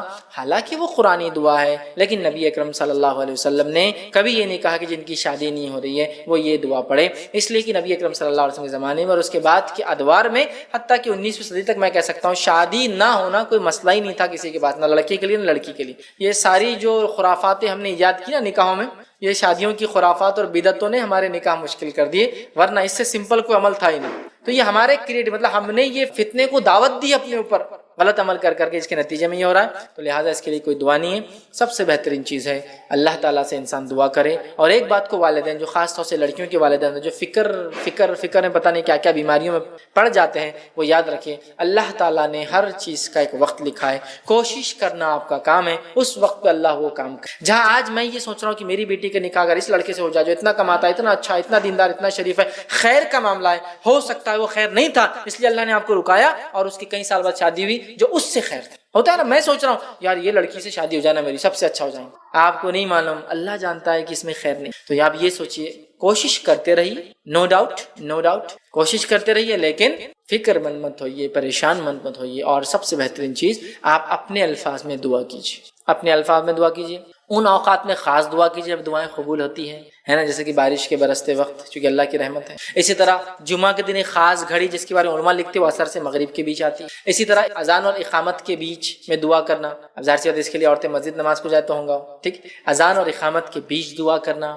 اسی طرح رات میں آخری پہر تہجد کا وقت، تیسرا پہر فجر سے پہلے دعا کرنا، چونکہ اللہ آسمانی دنیا پہ ہوتا ہے، انسان سب سے قریب ہوتا. اسی طرح سجدے کی حالت میں دعا کرنا، یہ وہ مقامات ہے جب اللہ دعاؤں کو سنتا. اسی طرح کسی نیک کام کے بعد یا اس کے ساتھ دعا کرنا، جیسے ابراہیم علیہ السلام کعبے کی تعمیر کرے اور دعا کرے ربنا تقبل منا انک انت، اے اللہ ہم سے قبول کرے اس چیز کو. تو دعا کر رہے ہیں اپنے لیے، ہے نا، تو کسی نیک کام کے وقت دعا کرنا، ٹھیک ہے، تو یہ ساری چیزیں ثابت ہے۔ تو آپ تہجد آپ کے پاس ہے، آپ کے پاس جمعہ کا دن ہے، بارش کے برستے وقت ہے، بہت ساری ہے، اور بارش کے لیے بہت سارے لوگ پوچھتے کیا بارش میں جا کر دعا کرنا برستے وقت؟ نہیں، جا کر دعا کرنا ضروری نہیں ہے، بارش جب برسے اللہ کی رحمت ہے، اللہ تعالیٰ خوش ہے، مطلب آپ دعا اپنے گھر میں سے بھی کر سکتے ہیں۔ بہت سے لوگ پوچھتے بارش میں جا کر کرنا کوئی ضروری نہیں، آپ گھر میں سے بھی، ٹھیک ہے۔ تو بہرحال یہ دعائیں آپ کیجیے، انشاءاللہ اللہ تعالیٰ نے جو آپ کی بچی کے لیے یا بچے کے لیے بہتر رکھوں گا وہ اس وقت ہو جائیں گا۔ اور یاد رکھیے کوئی چیز کو ہم سمجھتے ہی ہمارے لیے خیر ہے، وہ اللہ جانتا خیر ہے یا نہیں ہے، اور کسی چیز کو ہم سمجھتے شر ہے، وہ اللہ جانتا ہے شر ہے یا نہیں ہے۔ تو کوشش کرنا ہمارا کام ہے،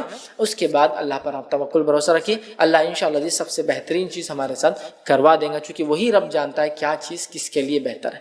ہوتا ہے لوگ بیمار ہوتے بولتے ہیں یار میری بیماری میں کیا فائدہ ہوگا، بیماری میں بھی ہو سکتا ہے آپ کے لیے فائدہ ہو، آپ شکر مند رہے اللہ کی، ہو سکتا مالداری میں آپ ناشکری کریں۔